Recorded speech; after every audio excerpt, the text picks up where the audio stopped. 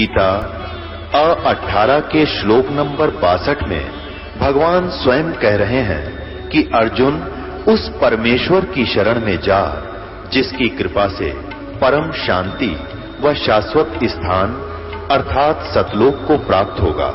वो परमेश्वर कौन है, कहां है, कैसा है, जानने के लिए कृपया अवश्य सुनिए जगत गुरु तत्वदर्शी संत रामपाल जी महाराज के अमृत वचन। और आपके भाग्य में कोई संपत्ति नहीं है और परमात्मा आवश्यक समझते हैं कि इस बच्चे को इतना तो अवश्य चाहिए, तो वो भी आपको अवश्य देंगे। लेकिन आपको इतना नहीं देंगे, इतनी संपत्ति नहीं देंगे, इतना धन नहीं देंगे कि वो आपकी जान का शत्रु बन जाए। आपको कथा सुनाई थी कि एक नरसिम्हा नाम के नरसी नाम के एक मेहता सेठ थे। उसके पास इतनी संपत्ति थी कि राजा ने उसको हुंडी देने का अधिकार दे रखा था। हुंडी का अर्थ होता है जैसे बैंक होते हैं ना, बैंक, और बैंक में ड्राफ्ट बनवाए जाते हैं, तो ड्राफ्ट के पैसे जमा करा दो उस बैंक में, वो बैंक आपको कागज़ बना के दे देगा, आपको दूसरे बैंक में उस ड्राफ्ट के पैसे मिल जाएंगे। तो इतना सेठ था वो, पैसे वाला था कि उसकी हुंडी चलती थी। वो ड्राफ्ट बनाता था, जैसे दूर देश में व्यापारी जाते थे वो पैसा नहीं ले जा सकते थे, रास्ते में कोई चोर लुटेरे डाकू लूट लिया करते थे, वो केवल कागज़ ले जाते थे। वो परमात्मा ने देखा कि वो कंजूस। एक और ख़ास बात है, जितना जिसके पास धन ज़्यादा होता चला जाएगा वो उतना ही कंजूस हो जाएगा, वो दान नहीं कर सकता। और दान करेगा तो लोग दिखावा, दुनिया में दिखाने की खातिर थोड़ा बहुत कि जब भंडारा भंडूरा कर दिया, कि जब मंदिर में दे दिए 20-30 हज़ार, वो बाढ़ में जाएंगे। क्यों? वो कहते हैं गुरु बिन माला फेरते, गुरु बिन देते दान, और गुरु बिन दोनों निष्फल हैं, चाहे पूछो वेद पुराण। तो कहने का भाव ये है कि परमात्मा ने उस नरसी जी के जो गले में वो झाड़ था, उसका दुश्मन था वो माया, वो सारी माया का दान करवाया और उस प्यारी आत्मा ने अपना सारा हिसाब लगा लिया और समर्पण कर दिया परमात्मा पे। अब फिर परमात्मा का रोल शुरू हो जाता है। जब उसकी दोती का ब्याह हुआ, पुत्र था नहीं, एक पुत्री थी, उसकी शादी कर दी थी, और उसके बाद भी धन जोड़न की हवस उसके अंदर समाप्त नहीं हुई। तब परमात्मा ने उसकी वहाँ से वो कोड निकलवाया, वो माया खत्म करवाई परमात्मा ने। और पुण्यात्मा, हम अनजान हैं, हम केवल माया मांगने आते हैं भगवान से। पुण्यात्मा, आप केवल एक का चीज़ मांगो भगवान से कि साईं इतना दीजिए जिसमें कुटुंब समावे, हम भी भूखे ना रहे, अतिथि ना भूखा जावे। इसमें सारा कुछ आ गया। कुटुंब सुमान का मतलब है रिक्वायरमेंट ऑफ द फैमिली, परिवार की आवश्यकताएं पूर्ण हो, और कोई अतिथि आ जाए तो वो भूखा ना रहे हमारे दर पे, और हम भी भूखे ना सोएं। ये सब कुछ आ गया इसमें। हम अधिक मांगते हैं तो हम भक्त नहीं, हम कति नालायक आदमी हैं, हमारे छीट भी नहीं लगी है उस मालिक के ज्ञान की। तो धीरे धीरे ये ज्ञान हो जाएगा। तो धर्मदास उस नरसी जी ने परमात्मा का आदेश मान कर, और वो सारा कोड जो दुनिया को लूट लूट के और धन जोड़ रखा था, सारा भंडारे में ला दिया, धन उसका धर्म में लगा दिया। उसके बाद दोती का जब ब्याह हुआ, ये सर्वविदित है कि परमात्मा ने आके पैसों की वर्षा कर दी उस नगरी के अंदर, और बहुत सा धन लाकर उसको दे दिया। तो ये तो परमात्मा ये दिखाना चाहते हैं कि कल्पे कारण कौन है, कल्पे कारण कौन है, कल्पे कारण क्या भवै, कर सेवा निकाम, और मन इच्छा फल देऊंगा जो पड़े मेरे ते काम। अब जैसे आप जा रहे हो, एक्सीडेंट हो गया और वहाँ आपको बचा दिया, वहाँ धनी का काम था, वहाँ ना राष्ट्रपति बचा सकता, चाहे आपका पिता भी क्यों ना हो, ना मुख्यमंत्री बचा सकता, ना कोई भी नहीं बचा सकता, ना तेरी माया बचा सकती, धन नहीं बचा सकता, वहाँ परमात्मा बचा सकता, वहाँ धनी का रोल है। कल्पे कारण कौन है, कर सेवा निकाम, के बगैर किसी मनोकामना के तो पूजा कर मालिक की, और मन इच्छा फल देवेगा जो पड़े धनी ते काम, धनी। तो वहाँ धनी का काम होता है। हम परमात्मा के विधान को, परमात्मा की परिभाषा को भूल चुके हैं, इसलिए हम स्वयं ही माया जोड़ जोड़ कर दुनिया ने लूट लाट के 2 के 20 बना के हम सेठ बनना चाहते हैं। 7 जन्म नहीं बन सकते, ये भूल है आपका। अब ऐसी ऐसी दुर्घटनाएं हमारे सामने होती हैं। परमात्मा क्या बताते हैं,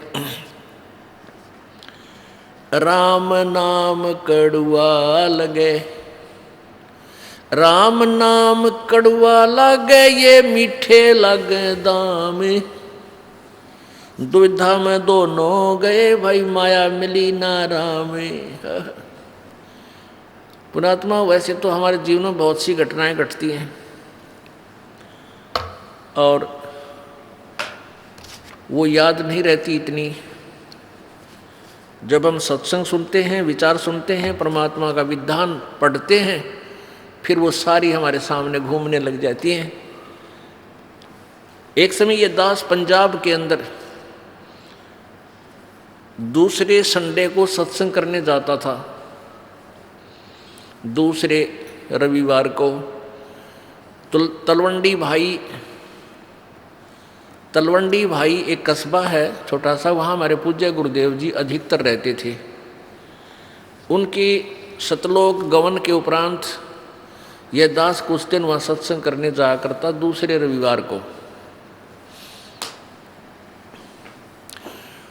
तो वहाँ एक बुढ़िया की मृत्यु होगी। उस बुढ़िया का शोक व्यक्त करने के लिए वो हमारे गुरुजी के जो सेवक थे, उनका कोई रिलेटिव वहाँ आया तलवंडी भाई कस्बा में। जैसे शुक्रवार को आया, शनिवार को वो जाने लगा शाम ने 2 बजे के बाद। तो उन्होंने समझाया कि आप आज रुक जाओ, सह परिवार था वो, कल सत्संग होगा और 10 बजे 9 बजे सत्संग शुरू होता है, 2 घंटे सत्संग होगा, 11 बजे फ्री हो जाओगे, फिर चले जाना, सत्संग सुनो। आपने सत्संग, वो कहता हमने सुन रखे हैं सत्संग, हम भी भक्ति करते हैं। तुम्हारे भक्तों ने कहा परमेश्वर कि तुमने सत्संग बहुत सुने होंगे, पर ये सत्संग भी सुनकर देखो एक बार।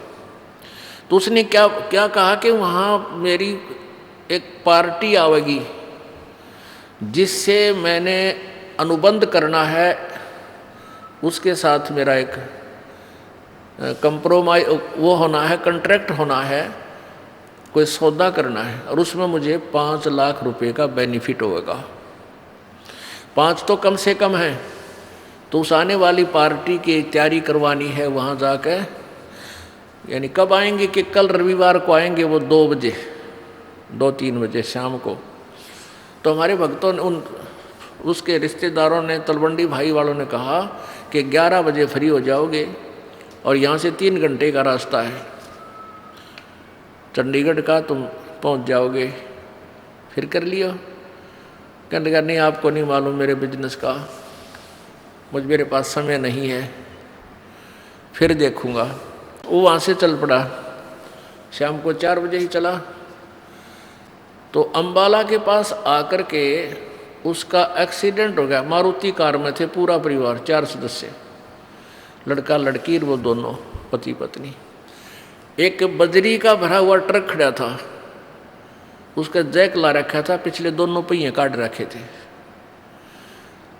और रात का अंधेरा सा हो गया था। उसने वह मारुति कार फुल स्पीड थे उस ट्रक के नीचे जा घुसी और झटका लगने तो वो जैक हट गया, वो पूरा लोडी ट्रक बजरी का भरा हुआ उस कार पर। पहले तो झटके इतनी स्पीड में ऊँए मर ले आदमी, फिर रही कई कसर वो ऊपर पड़ गया, तीनों का जाम कर दिए, तीनों चारों खत्म हो गए। अब उन्होंने फिर हम जब सत्संग करने गए, जब बताई वह दर्द भरी कथा, तब याद आती है रह करे भगवान अब सिर पर धर ले, चाट ले उस 5 लाख रुपया के बेनिफिट ने, आग लाई से धन के आप भी ना रहे। और जय मालिक की शरण में ये कहे तो मान जाते, सुन जाते, हो सकता है उनकी वह बला टल जाती। राम नाम कड़वा लागे मीठे लागे दाम, और दुविधा में दोनों गया माया मिली ना राम। और आगे की होगा इनके संग में, फिर पीछे तू पसवा की जय दीजे गद्दा बैल बनाई, ये 56 भोग कहाँ मन बोरे की तकुरडी चुरने जाई। अब तो मनुष्य शरीर है, जब चाहे खाना खा ले, लड्डू खावे, जलेबी खावे, सेब संतरे खा ला, और फिर भगवान की भक्ति ना करने से, देखो भक्ति तो और भी कर रहे हैं लेकिन वो शास्त्र विरुद्ध है, उसका भी यूज कति नहीं, कोई लाभ नहीं। सत्य भक्ति पूर्ण संत से लेकर भक्ति करने से ही लाभ होता है। तो आगे फिर जो कष्ट इनके ऊपर आएगा वो पहाड़ से भी दुख भारी होगा। किते कुत्ता बनेगा, किते गधा बने, किते सुअर बने। आप देखते हो किसी कुत्ते के खाज लगी है, किसी की दोनों टांग टूट रही है। एक बार ये दास अपने, पहले थोड़े भगत थे, घर घर जाते थे, रात को वहीं रुकते थे, वैसे समझाया करते थे। रोहतक के अंदर ये दास अपने भगत के यहाँ रुका हुआ था। सुबह वक्त से उठकर मैं शहर सपट्टे को निकल गया। उस शहर के अंदर ही खाली प्लाट पड़े थे, वहाँ सड़क सी बना रखी थी, कॉलोनी काट रखी थी। सड़क पर घूमने के लिए गया तो वहाँ मैंने निशान देखे, जैसे 2 निशान ऐसे रेत के अंदर सड़क के साथ साथ निशान से पड़ते जा रहे थे कंटिन्यूसली। तो मैंने पहले मेरे ध्यान में आया, सोचा कि भाई ये क्या, किस चीज़ के निशान हो सकते हैं। ये सोचता सोचता चल भी रहा था, उधर देख भी रहा था। आगे थोड़ी देर चलते क्या देखा कि एक कुत्ता जिसकी ढूढ़ी डगरी यानी पिछला हिस्से को पैरालाइसिस हो रहा, बैक साइड को, और अगले अगले पैरों से चल रहा है और पीछे वाले पैरों को ऐसे घिसराता हुआ घिसरते चल रहे हैं। और मुझे निकट देखकर रोने लग गया, चिल्लाने लग गया, चा चा। वो किसी ने लठ मार दिया उसके, और लठ मारने से उसकी सांकड़ी निकल गई पिछली, वो हड्डियाँ टूट गई। अब उसने सोचा ये मारेगा मेरा, ट्या ट्या। मैं तो और थोड़ी दूर से निकल कर नीचे कर दो, उससे दूर गया, मुखार तरह कर। तो पुण्यात्माओं अब याद आती हैं, क्योंकि पहले तो हम भी आंडी पाके अंडा थे, बेरा नहीं था क्या बिजली गिरेगी। अब को दुखी प्राणी दिखाई देता है, कालजा धक धक करने लग जाता है। ये भगवान, यह दुर्गति मारी भी तैयार थी अगर आपकी रजा ना होती अपने दास पे।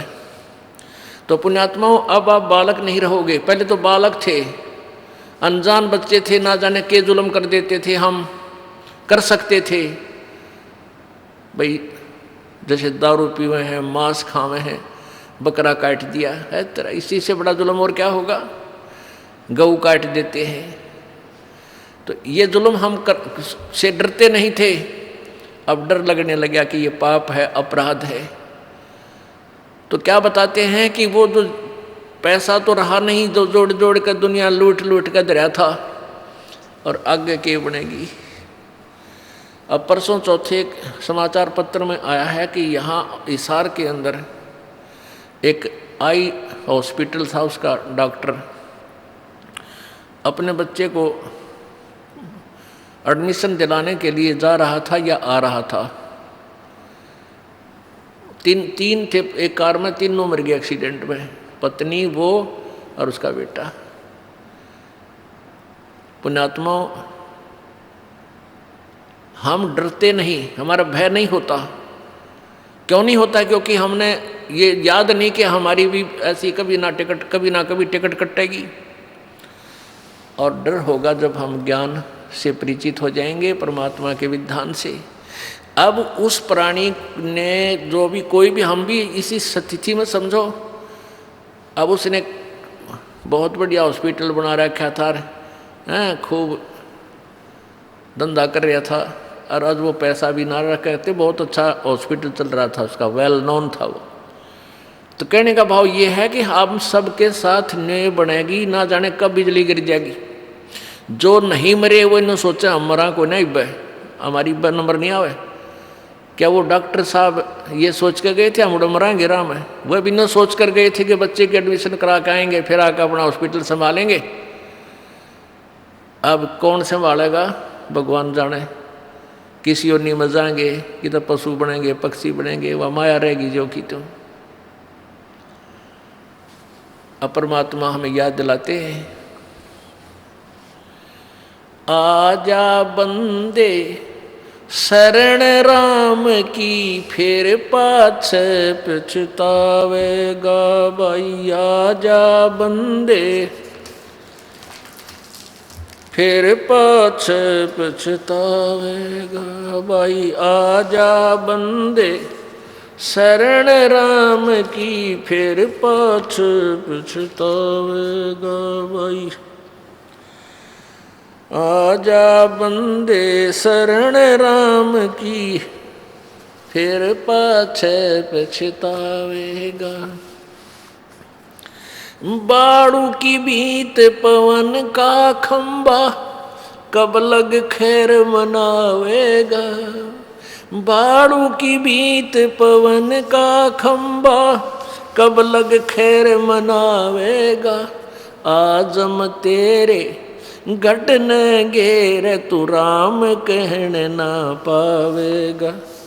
आजम तेरे घटन घेर, तू राम कहन ना पावेगा भाई। आजा बंदे, आजा बंदे शरण राम की, फिर पाछे पछतावेगा भाई। आजा बंदे शरण राम की, फिर पाछे पछतावे।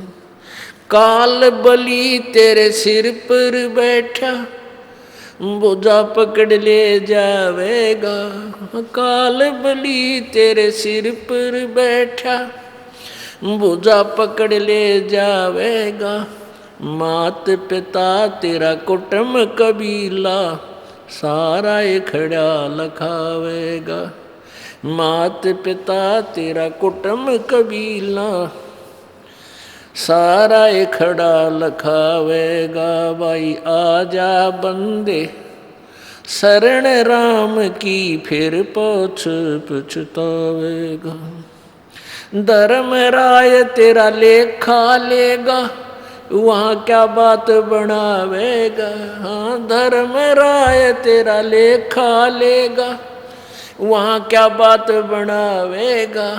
लाल खंभ से बांधा जा बिन, सतगुरु कौन छुटावेगा। लाल खंभ से बांधा जा बिन, सतगुरु कौन छुटावेगा भाई। आजा बंदे,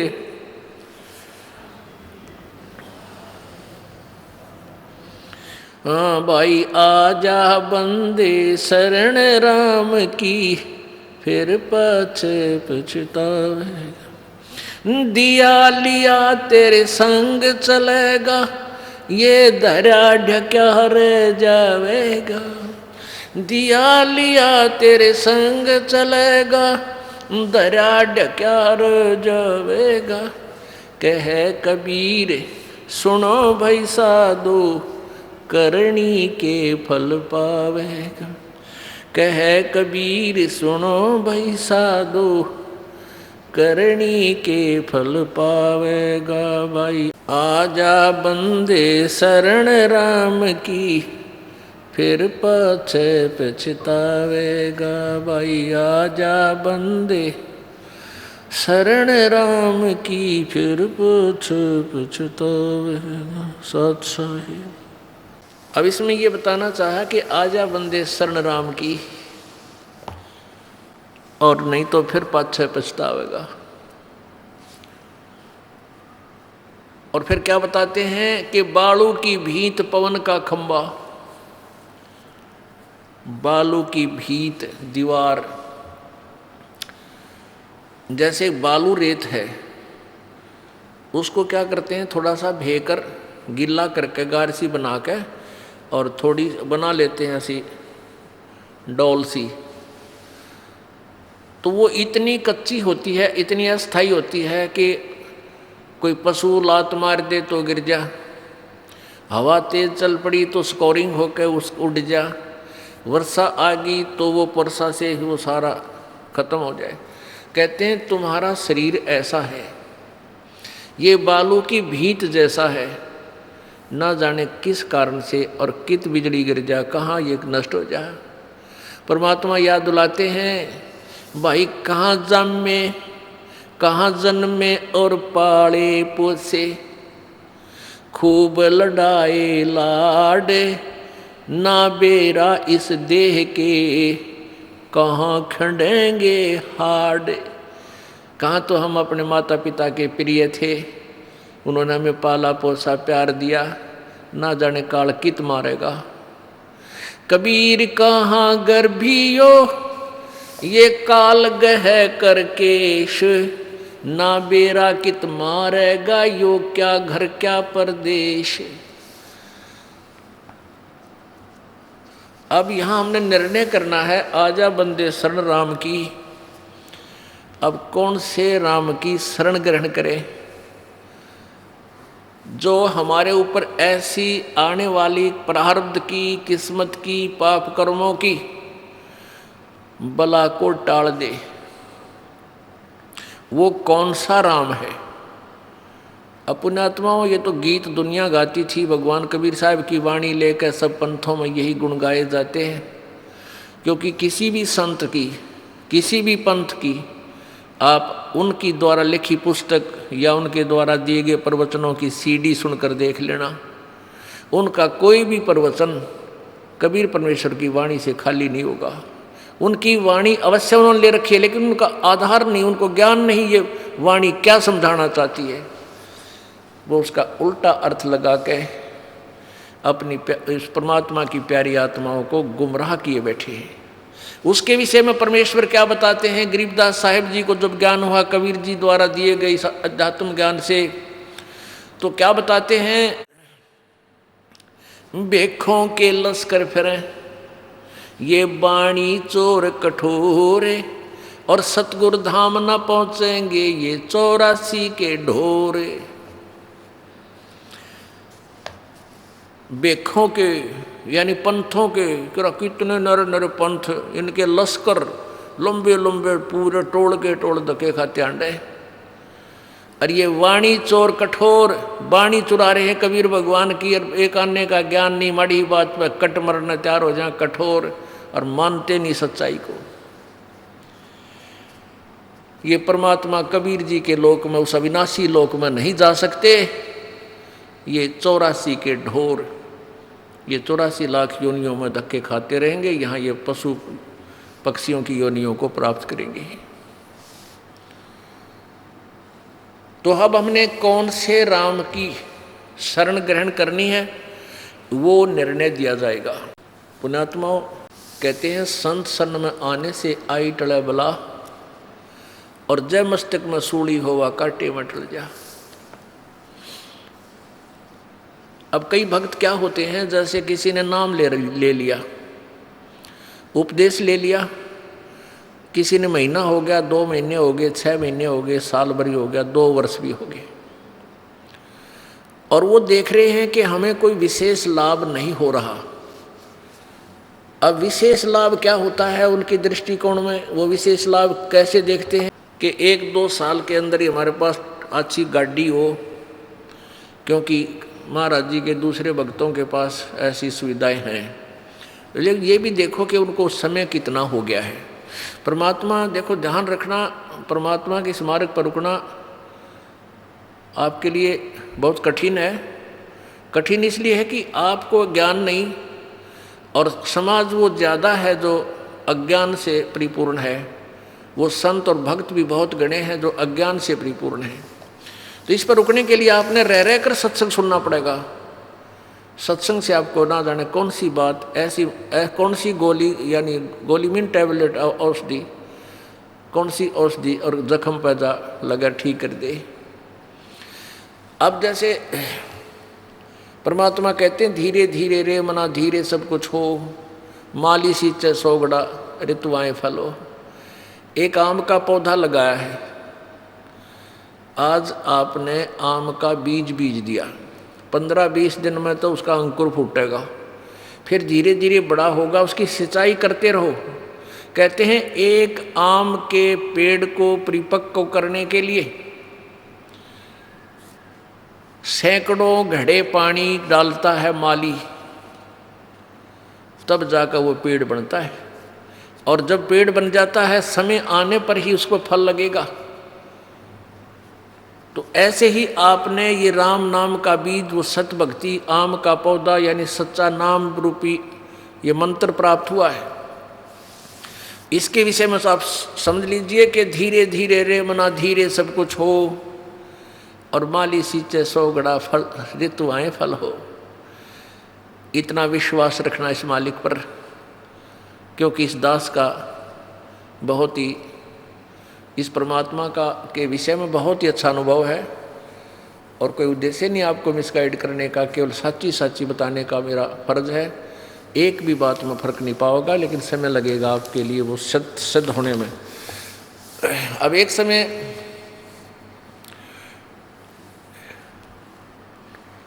एक भक्त क्या देखता है,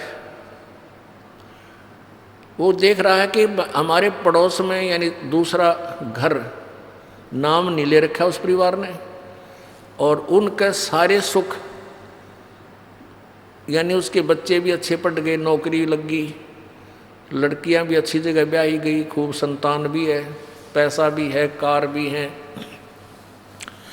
और वो भक्त ने नाम भी ले रखा है, और 1 वर्ष 2 वर्ष 3 वर्ष हो भी चुके हैं।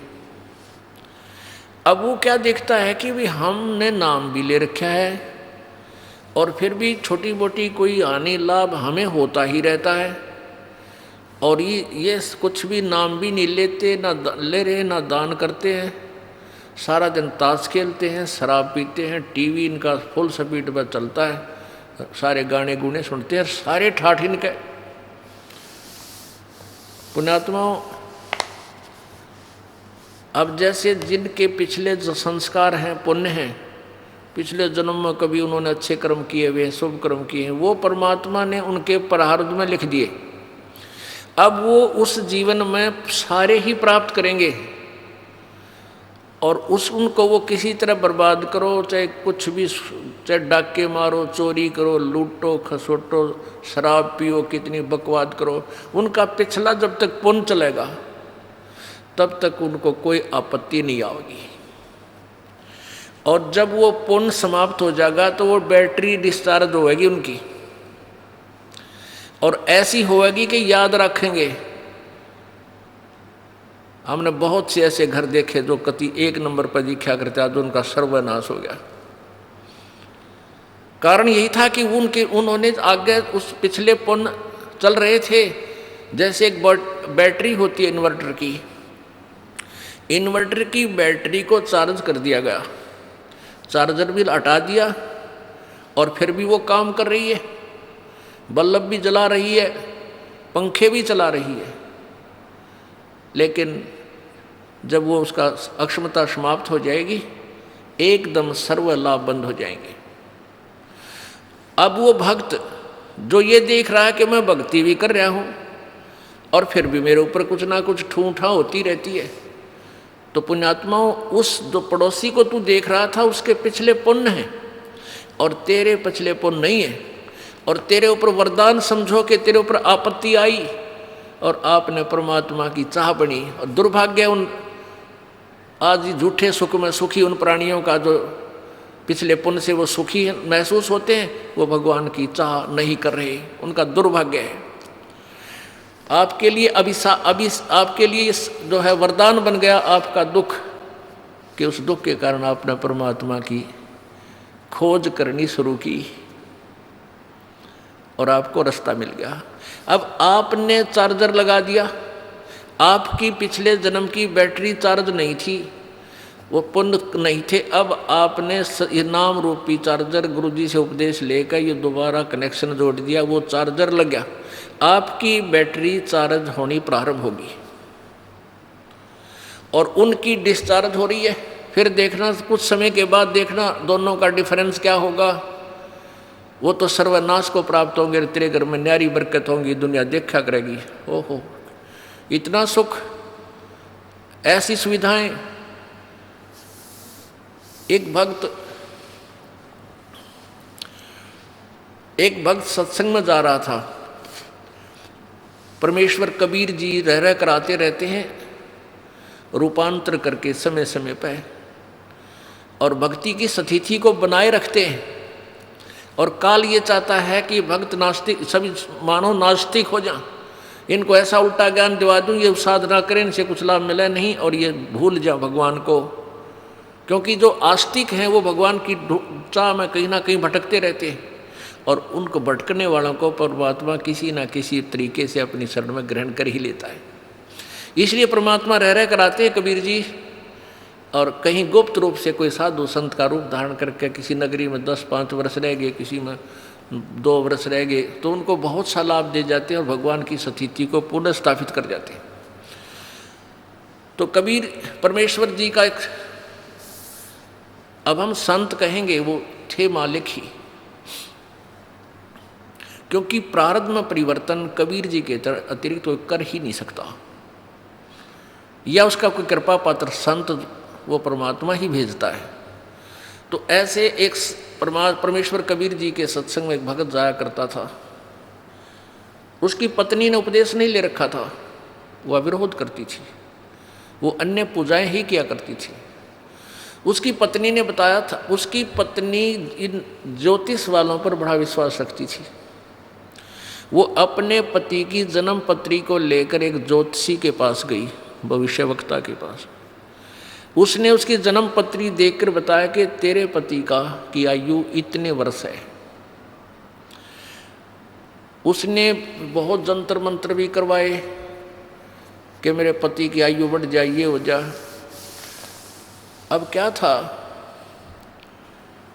अब वो चिंतित होगी कि भी मेरे पति की आयु इतनी है, और वो अपने पति को कहती कि तू ऐसे कर, वहाँ मेरे उसके पास चल, आप पर आपत्ति आने वाली है। वो कहने लगा मैं नहीं जा सकता कहीं भी, मुझे ज्ञान ऐसा प्राप्त हो गया, मेरे गुरुदेव के अतिरिक्त मेरी आपत्ति कोई आओ भी गई तो टालनिया नहीं। उसने ये ना बताई कि तेरी मृत्यु होगी, कदे चिंतित हो जाए, और आप दुखी रहा करती थी।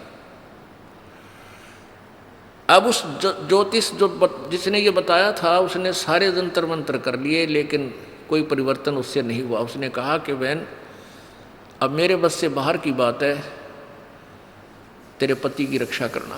वो एक पुण्य आत्मा था। देखो ये जो जन्म पत्रियाँ हैं, हस्तरेखाएँ हैं, ये प्रभु द्वारा लिखे गए कोड वर्डों में हमारे भविष्य है, हमारा प्रारब्ध है। इसको जानने वाला बता तो देगा कि तेरे घर में ऐसा होगा, तेरे इस दिन वर्ष के बाद तेरी मृत्यु होगी, पक्की होगी, और हो जाती है। और कबीर परमेश्वर की कृपा से इस दास की शरण में आने के बाद आपको कोई ये कह दे तुम्हारी इस दिन मृत्यु होगी, और यहाँ का नाम ले लेना फिर नहीं होगी, वो एक्सटेंड होगी। ये वो परमात्मा जो आपकी आयु बढ़ा देता है। तो वो भक्त सत्संग में जा रहा था। जब वो सत्संग में जा रहा था तो रास्ते में उसी गांव का, नगर का एक व्यक्ति मिल गया। वो शराबी कबाबी आदमी, और वो सिनेमा देखने जा रहा था दूसरे उसी शहर में जिसमें वो सत्संग के लिए जा रहा था। पहले पैदल जाया करते थे, साधन नहीं थे, तो दोनों मिल गए, वहाँ हम सफ़र हो गए। एक दूसरे ने पूछा तुम कहाँ जा रहा है, वो कहने लगा मैं सत्संग में जा रहा हूँ। दूसरा बोला तू कहाँ से, पूछा तो कहाँ जा रहा है, मैं सिनेमा देखने जा रहा हूँ, और वहाँ शहर से शराब लाऊंगा, और वहाँ घूटी ला के फिर फिल्म देख के फिर आऊँगा। तो उस भगत से वो कहने लगा, वो शराबी, कि क्या रखा है तेरे सत्संग में, कुछ ना रखा वहाँ पर, ये तो मूर्ख बना रखे हो तुम इन संतों ने, आजा खान पीन की उम्र है, आ चल मेरे साथ सिनेमा देखेंगे, फिल्म देखेंगे, गुटी लावांगे, होटल में रोटी खावांगे। भक्त ने बोला बस भाई हम तो सत्संग में जाएंगे। काफ़ी बात चलती रही, कहता रहा कुछ ना दे भाई, देख हमारे ठाठ देख ले, और कुछ ये सब बकवादे हैं, ये उम्र कौन सी भक्ति करने की है, तो जवान पड़ा है, बुढ़ापे में देख लिए। पर वो नहीं माना भक्त। तो उधर चलते चलते वो रास्ते में उन्होंने पेशाब करने की इच्छा होगी दोनों को। एक राइट साइड में रास्ते से पेशाब करने चलेगा, एक लेफ्ट साइड में। जो शराबी कवाबी था वो पेशाब करने गया तो वहाँ क्या देखा, उसने देखा कि वर्षा हो चुकी थी। वर्षा के बाद कुछ मिट्टी हटके एक मटका था घड़ा छोटा सा, और उसमें देखा झांक के हाथ हटा हटू का मिट्टी, तो उसमें सोने की ईंटें मिली। छोटी छोटी ईंटें होती थी 100-100 ग्राम की सोने की ईंटें, पहले छोटी ईंटें होती थी, वो 4-5 मिल गई उसने। यानी 4-5 का मतलब आधा किलो सोना, किलो आधा किलो सोना। आज तो बहुत महंगा है, उस समय सस्ता होते हुए भी कीमत बहुत थी उसकी। वो वापस आया जो लफंडर था, और उधर से भगत आया। भगत ने कहने लगा देख भाई आप तो रोज़ भक्ति करते हो, सत्संग में जाता है, और मैं कद्य भक्ति नहीं करता, ना भगवान भजता, सारा दिन मौज मस्ती मारता हूँ।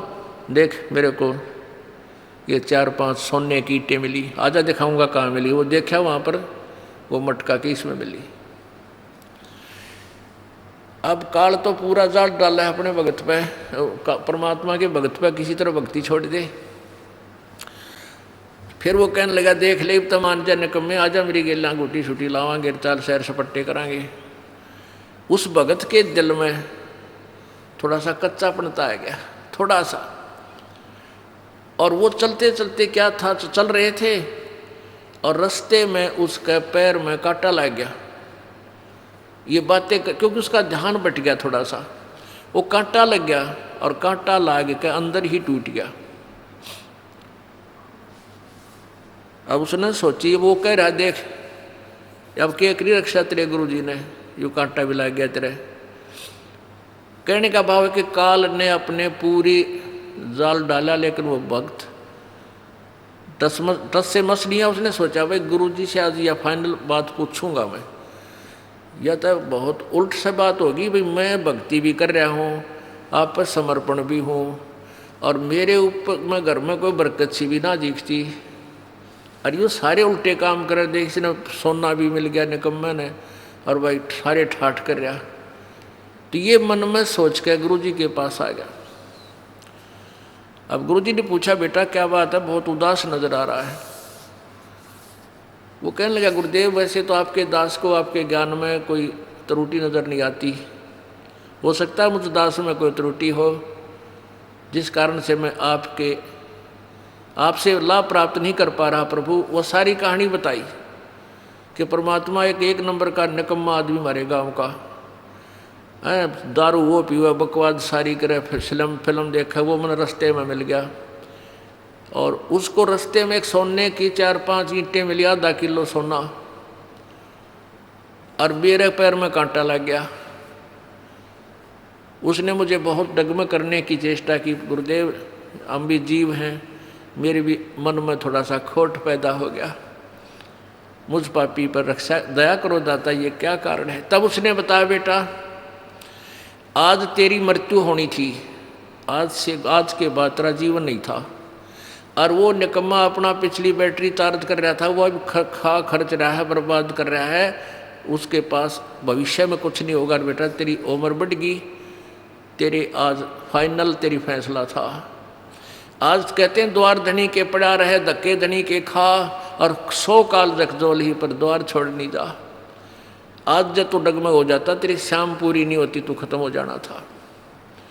आज तू पड़ा रहा, सच्चे दिल से लगा रहा, तो तू बच गया। अब वो अपने गुरुजी की एक एक बात पर विश्वास किया करता था। वापस आ गया घर ने, काटा कूटा वहाँ कटवा दिया, भगतान निकाल दिया। अपनी पत्नी से आके कहने लगा कि आज मेरे गुरुदेव ने ये बताया कि आज मेरी मृत्यु होनी थी, और गुरुजी की भक्ति से, उसके नाम से, उनके आशीर्वाद से आज मेरा जीवन बच गया। उसकी पत्नी ने उसी समय उसको कहा कि सचमुच तेरे गुरुजी पूर्ण परमात्मा है। यो जन्म पत्री ले रही थी कि लेकिन मैंने दिखाई थी एक जन्म पत्री कि इस वर्ष में तेरी मृत्यु थी, और मैंने सारे जंतर मंतर करवा लिए थे। उस मेरे जिसके पास मैं जाती थी उसने लास्ट में हाथ खड़ा कर दिया था कि मेरे बस की बात नहीं तेरे पति को बचाने की। और मैं बहुत चिंतित थी, रोया करती भगवान पड़का भगवान के आगे। तो उसकी पत्नी ने भी उपदेश लिया और वो बालक का फिर उन बच्चों का पूर्व अच्छा जीवन रहा, काफ़ी लंबी आयु उसको प्राप्त हुई।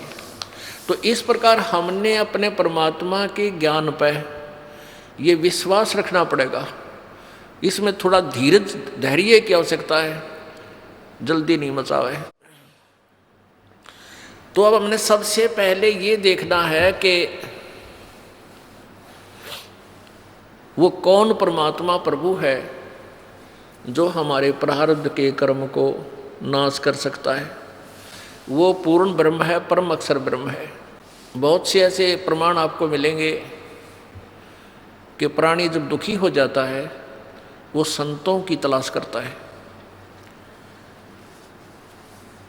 उनसे फिर जाकर वो जंतर मंतर करवाता है। वो पहले तो उपदेश देते हैं, गुरु लोग कहते हैं ये नाम जप, ऐसे पूजा कर दे, ऐसे प्रसाद बांट दे, ऐसा कर दे, तुम्हारे पितर रुष्ट हो रहे हैं उनके 5 कपड़े रख दो। उसके बावजूद भी उसको कोई लाभ नहीं हो रहा।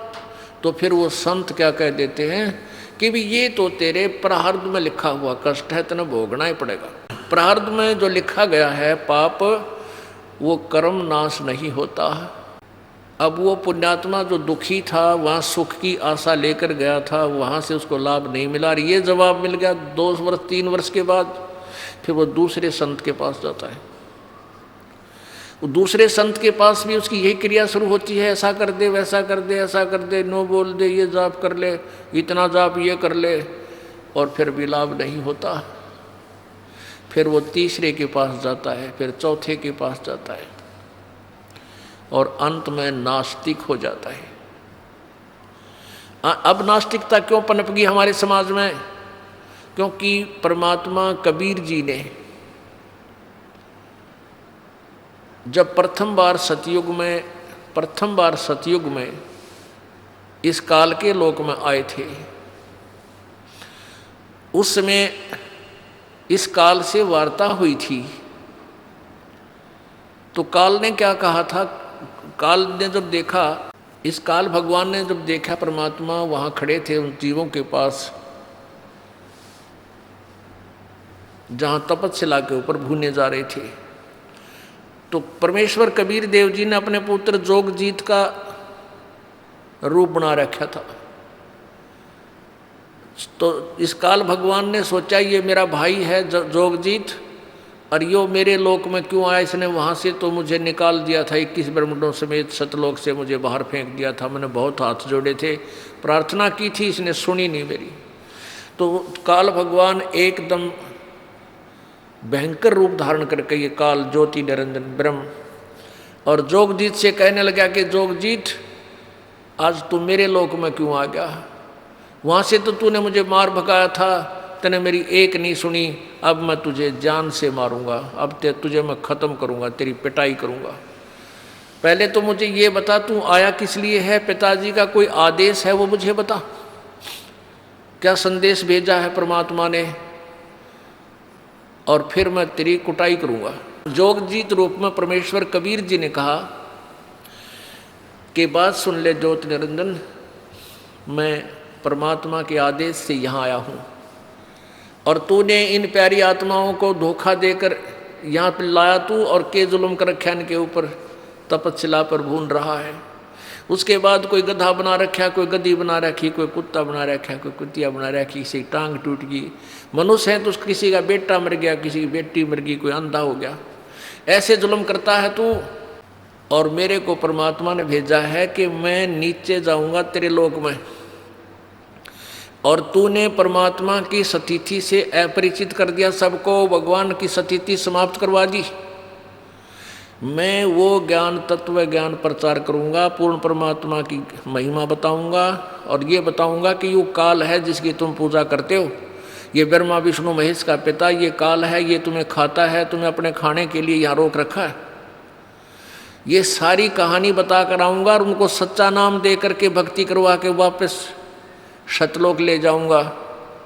इतनी बात सुन के अब क्रोधित हो गया, उसका बाग उजड़ता दिखा इस काल ने, मेरा तो नाश करेगा यूँ।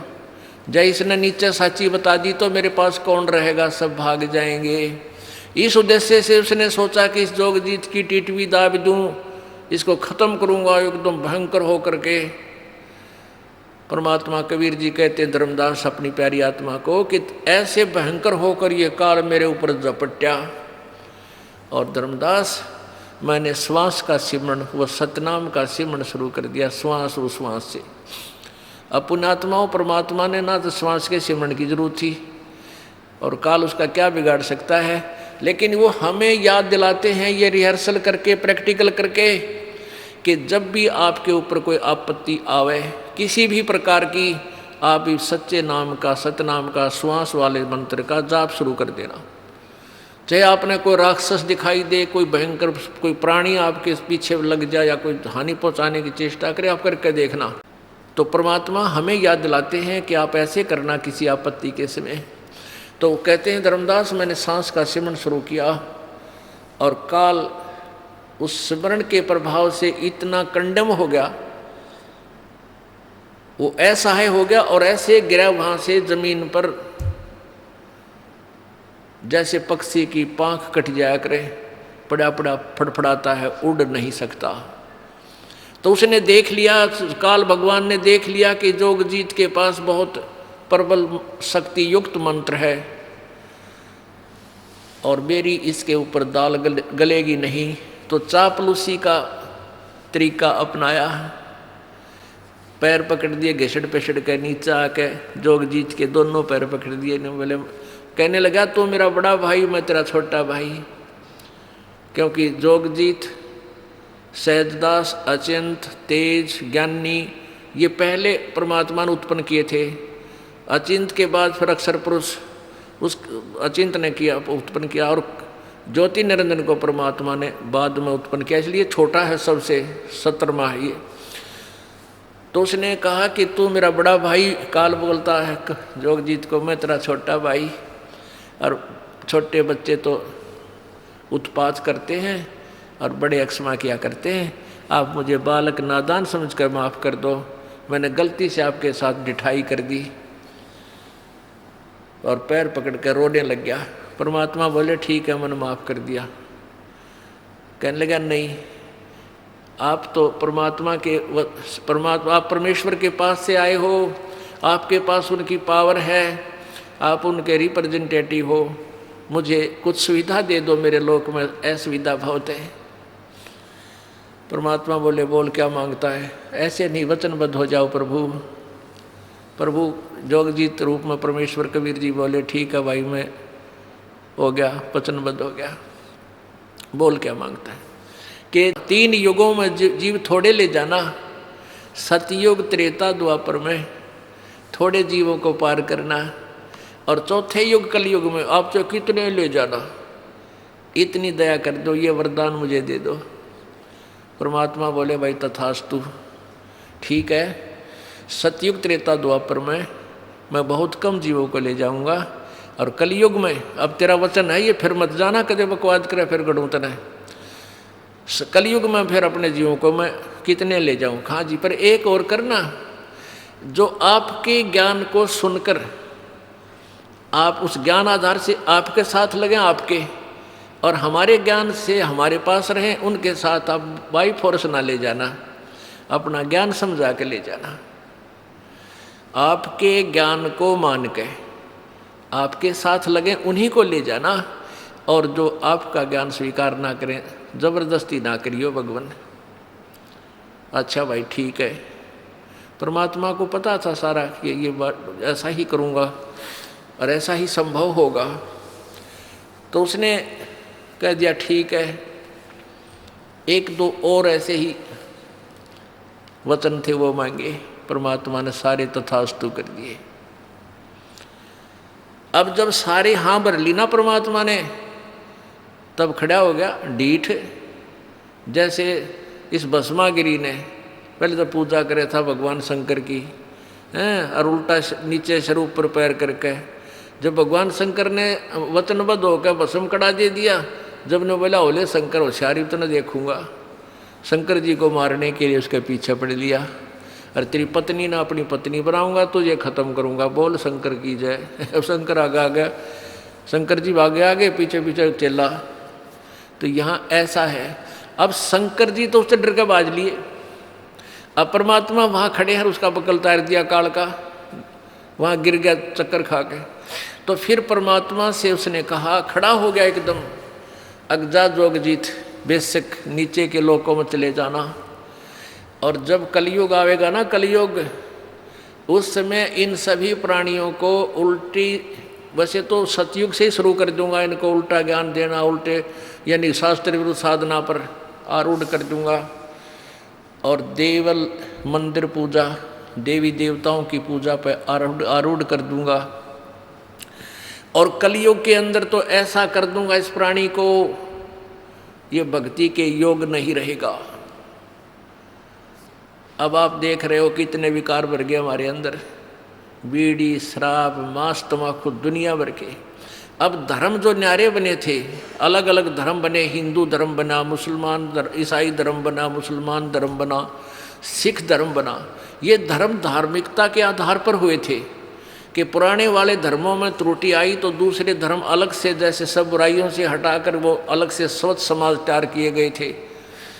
और अब सभी धर्मों के अंदर एक जैसे विकार घर कर गए, शराब पीते हैं, मांस खाते हैं, हत्याएं करते हैं, जीव हिंसा करते हैं, तम्बाकू पीते हैं, और कोई आप देख लो मानव सतर कितना गिर गया, भाई बहन का प्यार नहीं, कोई लोग लाज रही, कोई लाज शर्म रही नहीं, माता पिता के प्रति श्रद्धा रही नहीं, और भक्ति सभी शास्त्र विरुद्ध कर रहे हैं। तो परमात्मा, अब यहाँ एक शंका उत्पन्न होती है कि भाई परमात्मा तो अंतर्यामी थे कबीर जी, और उन्होंने ही तो श्राप दे दिया इसको 1 लाख मानव शरीरधारी शरीर जीव खाने का, तो वहाँ से गलती तो भगवान ने ही की है। कुछ ऐसे प्रश्न करते हैं अनजान व्यक्ति, शुरू में ऐसे शंकाएं उत्पन्न होती हैं। अच्छा, वो गलती की, उसके बाद फिर भगवान ने ये 3 युगों में जीव कम ले जाने का वायदा नहीं करना चाहिए था, हम पहले पार हो जाते। पुण्यात्माओं, परमात्मा ने पता था हम किसे हैं, जैसे हम अच्छे होते तो सतयुग सतलोक से ना आते, हम कति कंडेम हो लिए तभी तो यहाँ आए हैं, जमाने कम में थे। परमात्मा को पता था यदि वो श्राप नहीं देता 1 लाख मानव शरीरधारी प्राणियों के आहार करने का, तो ये काल कभी भी हमें मनुष्य जीवन नहीं देता। एक योनि और बना दे, जो 83 लाख बना रखी गधे कुत्ते सूरा की, और हमने जिंद कभी भी मालिक याद नहीं आने देता, ऐसा जुल्म कर देता हमारे साथ। परमात्मा ने इसकी मजबूरी बना दी हमें मानव शरीर जीव, एक मानव शरीर देने की, और मालिक को पता था कि इन निकम्या ने मैं फिर जाकर मानव शरीर में ही समझा सकता हूँ, इनको फिर ले आऊँगा, खा लेने दे धक्के कुछ दिन, इन्होंने ये ले लेंगे, टिंडे काल के साथ गए हैं वहाँ सुख ढूंढने के लिए। हम उस सतलोक को छोड़कर जहाँ सर्व सुख हमारे पास न ठोकरों में पड़े थे, सारी सुविधाएं थी, कोई मृत्यु नहीं थी, कोई बुढ़ापा नहीं था, और यहाँ आकर हमने के बड़ा ये पहाड़ से भारा दुख परचेज कर लिया, मोल ले लिया। और दूसरा ये था कि 3 युगों में इसलिए परमात्मा ने अलाउड कर दिया क्योंकि 3 युगों में वो पुण्यकर्मी प्राणियों को जन्म देता है, ये जो पिछले जन्म जन्मांतर के शुभ कर्मी प्राणी होते हैं, और वो शास्त्र विरुद्ध साधना करते हैं। शास्त्र विरुद्ध साधना करते करते भी उनकी लंबी आयु, सारा सुख, शरीर मजबूत, स्वस्थ शरीर, और उसमें वो एक विधान है, ऐसे पुण्यकर्मी प्राणियों का सतयुग में जन्म होता है कि पिता से पहले पुत्र नहीं मरेगा, ना पुत्र नहीं मरेगा पिता से पहले, और स्त्री विधवा नहीं होती, यानी स्त्री पहले मरती है और पति बाद में मरते हैं। ऐसे अच्छे वहाँ उस समय नियम होते हैं। तो उस समय सभी साधनाएं करते हैं, मनमुखी करते हैं, फिर भी उनके घरों में सुख होता है। तो वो परमात्मा कबीर जी आते रहते हैं चारों युगों में, लेकिन वो कतई नहीं सुनते भगवान की, उल्टा विवाद करते हैं। चारों युगों का इतिहास है, आप इस पर पढ़ सकते हो। आध्यात्मिक ज्ञान गंगा में इस दास ने पूरी विस्तार से भर रखा है। ऐसे ही त्रेता युग के अंदर भी प्राणी ज़्यादा दुखी नहीं होते, उनके पुण्य कर्मों से उनको समय समय पर लाभ मिलता रहता है। तो ये सोचते हैं कि हम जो पूजा करें इसी से हमें लाभ मिला। और द्वापर युग में भी ये प्राणी इतने कष्ट में नहीं होते जितने वर्तमान में। इतनी बीमारियां गिरती नहीं। वैज्ञानिक एक रोग के ऊपर कंट्रोल करने की चेष्टा करते हैं, इतने दूसरा चार हो जाता है। पहले अक्षय रोग था, उस पर कंट्रोल किया तो कैंसर हो गया। कैंसर का भी 2% को सहारा मिला, तो आगे से एड्स शुरू होगी। और तेरा गजब, एक तो एक आगे नई बीमारियां, किसी का कोड लग गया, किसी का किसी प्रकार की तकलीफ, किसी का बेटा मर गया, किसी का पूरा परिवार नष्ट हो गया। अब कलयुग में इसलिए परमात्मा ने कहा था कि मैं अपने बच्चों को कलयुग में संभालूंगा।